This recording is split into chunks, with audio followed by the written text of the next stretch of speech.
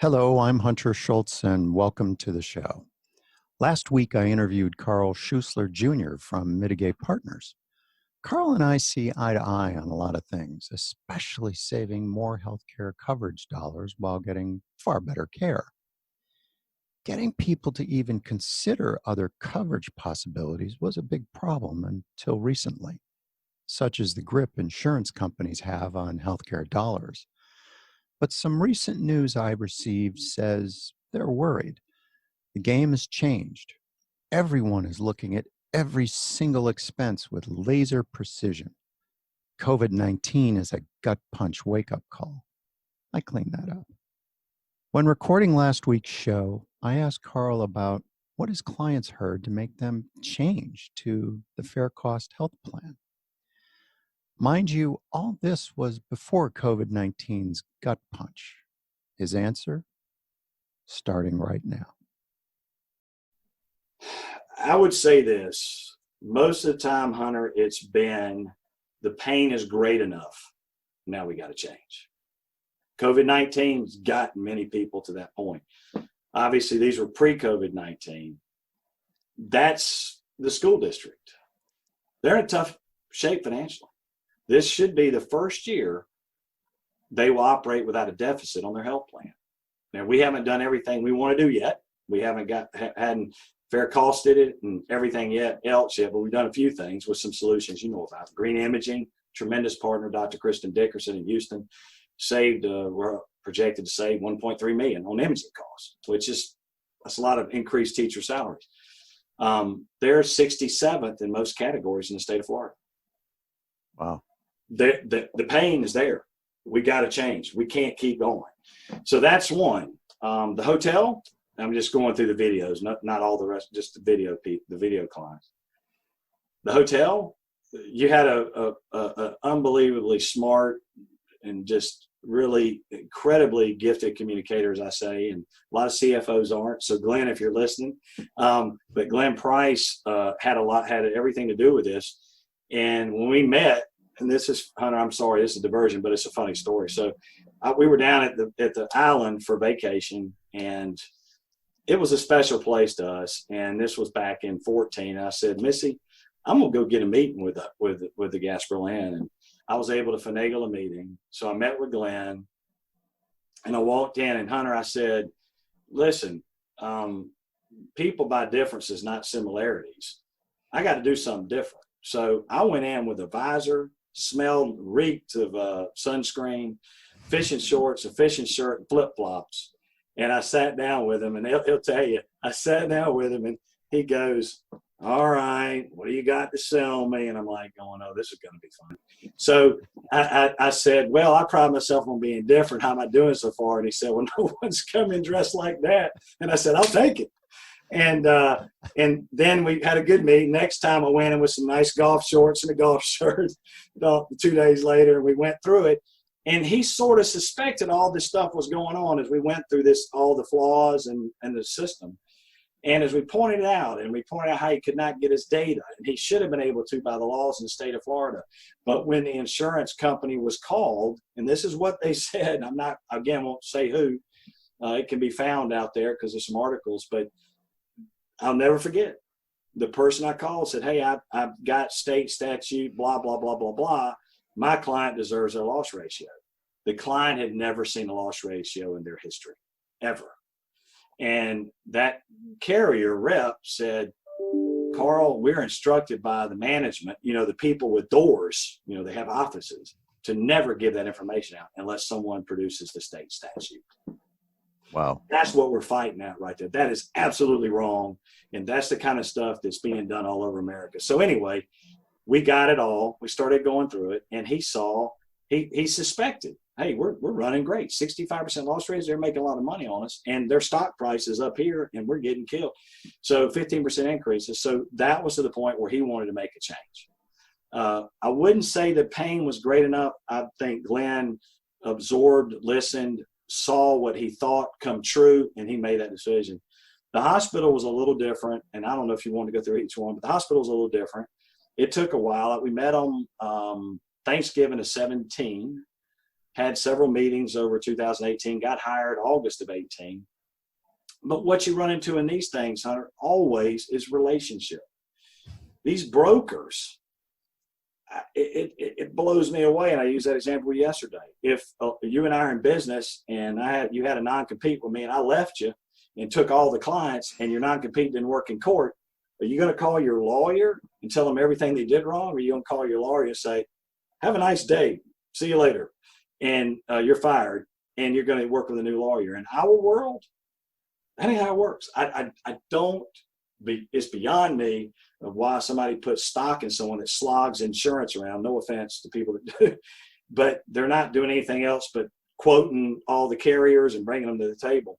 So the relationship is a big part to overcome. And that was the biggest struggle at the hospital, to overcome that.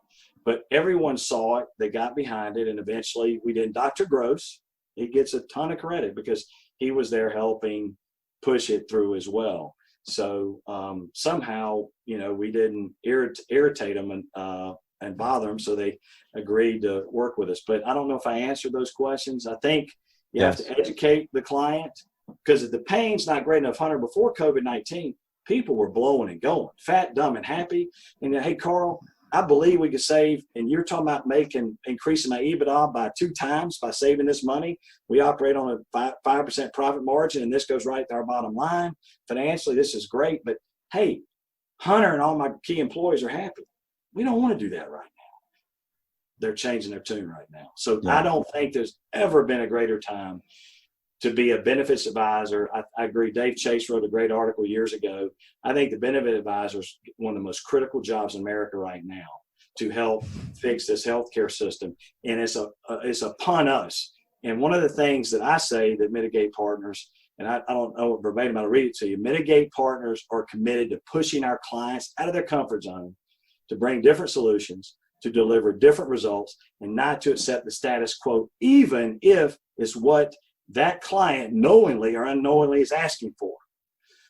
We relentlessly pursue, both personally and professionally, opportunities to share, collaborate, learn, and how to constantly improve the situation of our clients and their employees. And that's what we do. And we advise different, Hunter. A lot of people will tell you, I've had numerous people say, Carl, this FairCost Health Plan is unbelievable. Why don't you just put one solution a year in for your client and you can keep them forever? And I'm going, well, let me ask you something, Hunter. If you knew you could save $5 million today versus $1 million, wouldn't you want to know about that? And the fear is we're going to lose the sale because we might confuse them. But you got to show people what the promised land looks like. And if they don't want to go there, you can walk them back. But I want to know if I can save $5 million, don't you? And I don't know who made the benefits advisor guide to decide to make those decisions. But that's what an advisor is supposed to do. That's the difference between an advisor and a broker. With brokers, you're pushing a rope. With advisors, I tell everyone, if anybody's seen the Great Outdoors movie with John Candy, God bless his soul, and Dan Aykroyd, if you remember when he was on that boat, Dan Aykroyd, I think his name was it Raymond in there? He got that fancy jet boat, and John Candy was behind it, and it looked like he knew what he was doing, and he all of a sudden barefoot skiing, going over ramps and all over.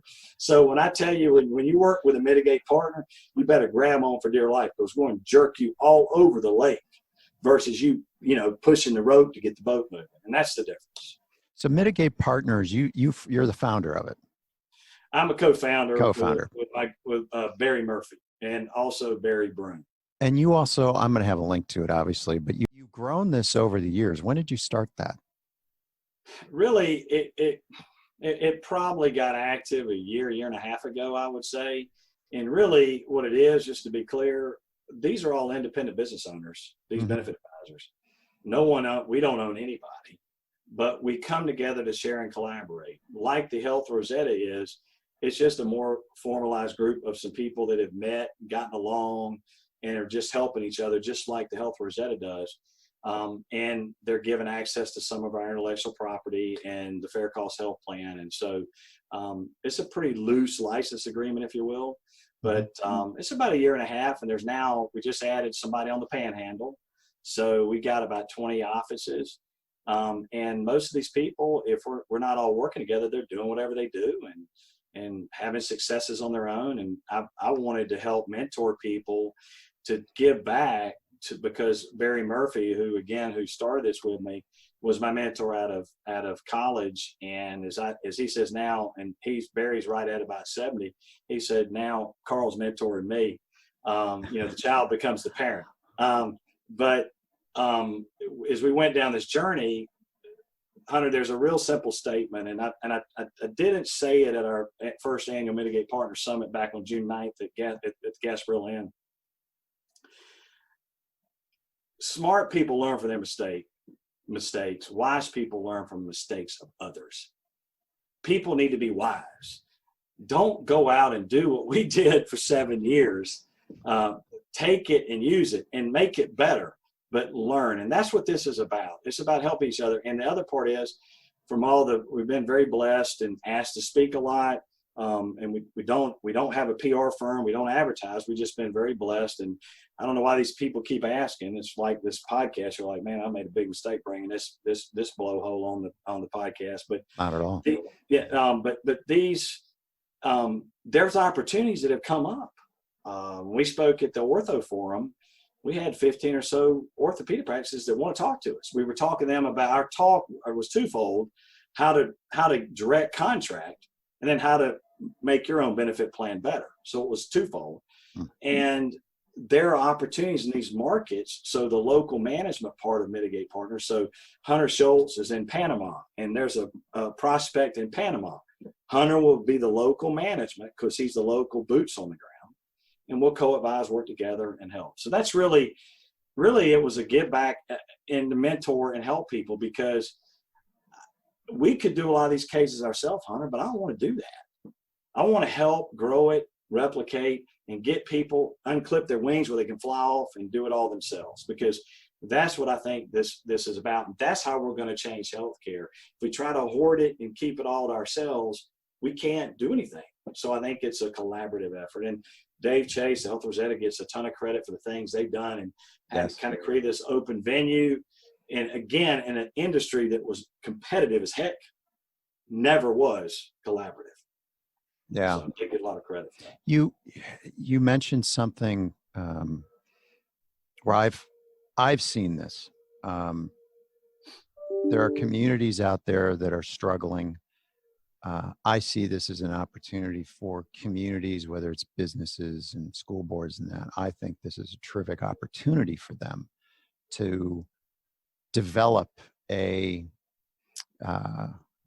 plan that makes their community a heck of a lot more attractive to move and grow a business, raise kids, even retire.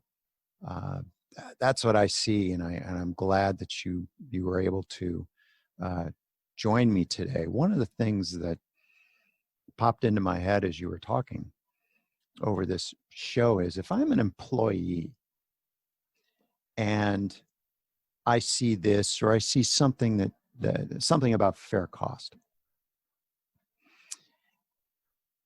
is there anything that you suggest they do, to go up to their boss and say, hey, boss, I'm spending a lot of money on healthcare, because now everyone's a consumer, whether they like it or not. What do you suggest for the employee that the light goes on and says, hey, we could save our company a lot of money? What would you suggest to that employee that they show their boss? Whether it's a link, it doesn't have to be to this show. I'm just saying, maybe it's what kind of tool do you suggest they use? Say, hey, boss, we need to look at this. Is it out of bounds to maybe share a screen with you? No, go right ahead. This is what I'd have that employee show their employer. And this is something that I believe, if we look back, Dave Chase probably coined it, but you can have, 8 times the benefits for half the cost, or 10 times the benefits. And I can prove to you that Gasparilla has 20 times the benefits for 33% of the cost. So this is actually their health plan. So here's what I'd show them. All right, you're going to look at FairCost versus other health plans. You check out that's the average deductible across America right now on the right. Zero for generic drugs, brand name. MRI, CT scan copay. Pathology's thousands of dollars when they do those things. And that is not, remember, pathologists are not in your network. They're separate. So that's a balanced bill, surprise medical bill that many employees encounter out there. $15 to $25 copays. Hunter, you hadn't seen stuff like this in 30 years. The plans like this haven't existed. Outpatient and inpatient. We just asked for an admission copay. It's money, but it's not $3,000. Right. And then the coinsurance is 100%. The out-of-pocket maximum on our programs for this particular one, you'd have to take 50 drugs a month to hit the out-of-pocket max. That's the only way you could ever do it. And wow. A lot of the drugs are free. So, and that's what the employee pays in this particular example. Obviously, the employer subsidizes it, but they were able to save so much money over the years. And that includes dental and vision. Including dental and vision. Yeah. Holy and cow. then a couple critical benchmarks you heard me talk about. The medical expense per employee per year nationally is $12,125. We're at $3,000. What can you do with that? Yeah. Drug expense per member per month, national average 100. We were in the mid 40s. Some groups were in the mid 50s. Yeah, Hunter, I'm not like my friend Barry Murphy who went to Georgia Tech, so I'm not real good with math, but I can figure that out pretty good. You got 200 employees, you got 1,000 employees, you got 7,000 employees. Now, I can't promise that we can get you to this every time, but we can get you around 4,500, I feel, very comfortably. And by actively managing your plan, it's absolutely possible. And I want to say that you could save anywhere from 20 to 60%. And I know everybody, you should never say that people think you're trying to sell something and you're full of bull. We got proof.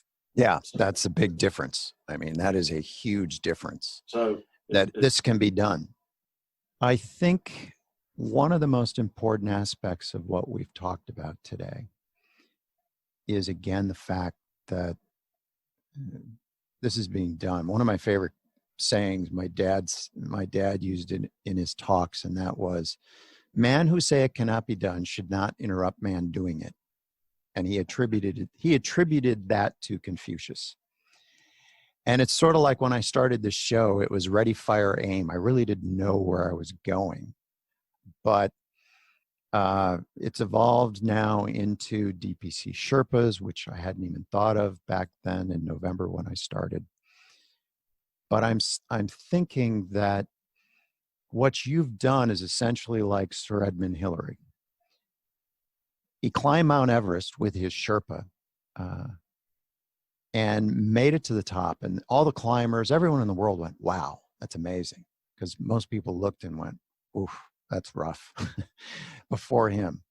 But I think the second ascent was even more important because it proved it could be replicated. And you're doing something really unique. You've sort of like, you're Sir Edmund Hillary, and then you went, "By God, let's do it again." So you proved it could be done. It's replicable, and that's so important. So my sincere thanks for doing that. And I know you had help, and I know you had, it's your team, if you will. And Dave Chase and a lot of others have been involved in this.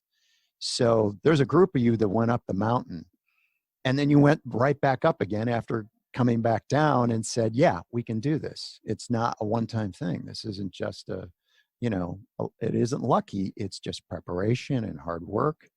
And you did it. And I commend you for that and your team. And thank you. Yeah. Hunter, I know this is one of your favorite quotes I saw on your stuff too. And this is really what drove us when you say, deconstruct the system, unbundle it, rebuild it. That's what happened. The existing reality wasn't working. And we had to build something new, and that made the existing model obsolete. And that's really what drove, as I shared with you earlier in the show, what drove it. But this is a ship that Rosetta has used. We've used building blocks before, but this is really what it's about. It's employer-built healthcare. And I thought, Hunter, this would be a good visual for the folks that are listening or viewing to see. And this is it. And there's your value-based direct primary care at the bottom. These are the components that go into a health plan. And Hunter, we cut this way back. We'd have to have 3 slides to show all the building blocks, but that essentially is what we're talking about. And that is the Buckminster Fuller quote. We tore it down. The reality wasn't good. And we created a new model that made the other one obsolete. And that's what this has accomplished, we feel. And again, always try and improve. It isn't perfect. It's far from it. It's not always the easy button, but the results, I mean, they just speak for themselves. And I tell you, I'm touched and tear up at times when we look at one of our employees in one of the videos was invited to meet the president in Orlando at the HIMSS conference. The HIMSS conference, as you know, is the first one COVID-19 canceled. 40,000 people were going to come on to Orlando, and they talked with the White House numerous times. That's amazing. The patient rights advocate, again, has done so much to promote this to Secretary Alex Azar, HHS Secretary Azar, and the White House, and Dr. Gross, Dr. Ayai, Dr. Purcell. I can go down the list. Shane's unbelievable, and I should have said more about Shane today. But these people are helping push this, and it is an uphill battle. I fought in Georgia under the Gold Dome. Heck, I didn't want to go into that, but then I'm going out with a great fellow that's the head of health, director of health for the Texas Public Policy Foundation, David Blatt. I'm going to speak at the Texas legislature, and I can't even get my own state to listen to me. And then we've been doing some things in Florida, pushing legislation forward with great folks like Dawn Butterfield and Pharmacists United for Truth and Transparency. HB 961 in the middle of December. We held a show at a local pharmacy. We spoke for like a minute and a half, and 6 legislatures in the state House and Senate came together and pushed it. Well, it got killed in committee because the cartel won. But these things that we're doing, it's exhausting. But I do think this, Hunter, I think people can keep fighting nationally. And what I learned, and I shared with you the other day when we spoke, I tried to boil the ocean, and it didn't work well for me. I think we have to boil the creeks, boil the rivers, boil the lakes, then we boil the ocean. We've got folks trying to boil the ocean. We can do our grassroots part here and change this healthcare system one employer at a time. And these stories, as they collectively are shared amongst us all, every time one of us speaks on a stage, every time one of us is on a great show like yours, we are all helping each other. That's what this is about. And as the collective, I think we can hopefully get there. If not, I'm not going to have a great retirement. I'm moving to Panama, but you've told me so many great things. I'm out of here. When Carl said he tried boiling the ocean, he meant Washington, D.C. He learned from that experience that he'd be more successful boiling creeks, rivers, and streams, and lakes. But that takes courageous employers and, as Carl said, the right advisor to keep you from getting hung out to dry. Yes, it may seem like a tall order, but there was a time when the crowd and experts said Mount Everest was unclimbable. Now there's a litter problem on the mountain. So if you're an employer, employee, benefits manager, or taxpayer, this show is one worth sharing. I'd also suggest checking out Dr. Shane Purcell's book, Magic, Pixie Dust, and Miracles. It's a roadmap of real-world experience to get it done. The good news? There's no excuse now. Employees can have far better care and coverage at way less cost. The only things standing in the way are the naysayers and lazy thinkers. Now you know what you can do. For winning healthcare food fights without the mess, I'm Hunter Schultz. Stay healthy, wash your hands a lot, and there you are.